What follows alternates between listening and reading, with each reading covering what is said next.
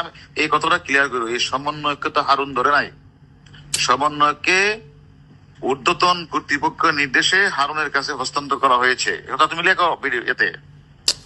পাঁচজন সমন্বয়ককে হ্যাঁ আমি কি করলাম, ওই যে আমনার জন্য এই দেশে আজকে সমন্বয়। হারুন যদি একবার চট দিতাম তো টিভির হারুন আমাদেরকে পিটাইছে করতো। আমি এদের সাথে ভালো ব্যবহার করছি, ওদের বাপ। অবশেষে তাও হারুন মামা মুখটা খুললো যে সে কোথায় আছে এবং কার দোষ ছিল তার। আসলে কখনোই একজন পুলিশের ঊর্ধ্বতন কর্মকর্তা সে নিজ দায়িত্বে এত এই মানে সহিংসতা করতে পারেন, কখনোই সে রাজনৈতিকতা অরাজনৈতিকতাগুলো করতে পারে না যদি তার ঊর্ধ্বতন কর্মকর্তারা তাকে যদি হুকুম না করে। তার বাপেরও ক্ষমতা নাই সে এগুলো করতে পারে। তবে তারপরেও একটু বলা যায় যে হারুন ভাতের হোটেলটা খুলে একটু বেশি বাড়াবাড়ি করছিল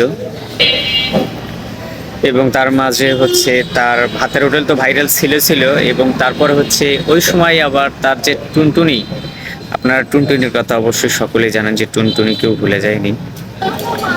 সব মিলিয়ে সে মোস্ট অফ দ্য ওই সময় একটা বড় ক্রিমিনালের চাপে পড়ে এবং সে সরকারের অনুযায়ী কিন্তু সব সময় অলরেডি কাজ করছে এবং করে গেছে। এখন তার ভবিষ্যৎ তো পুরোই অন্ধকার।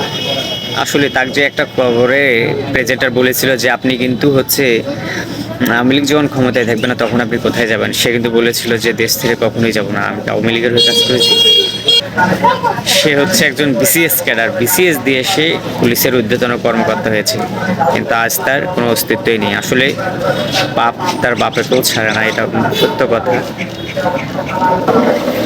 আমাদের প্রত্যেক নাগরিকের উচিত যে অরাজনৈতিকতা এবং সহিংসতা এগুলো কখনোই না করা, নিজেদের ভিতর একটা যে মনুষ্যত্ব বোধটা আছে এটাকে জাগিয়ে তোলে যে আমার কোন কাজটা ভুল হচ্ছে, কোন কাজটা খারাপ হচ্ছে, কোনটা অন্যায়ের দিকে যাচ্ছে। এগুলো যদি আমি নিজে না বুঝি তো মানুষ আমাকে যতই বুঝাক না কেন আমাদের কখনোই কিন্তু এটা মূল্যায়ন হবে না।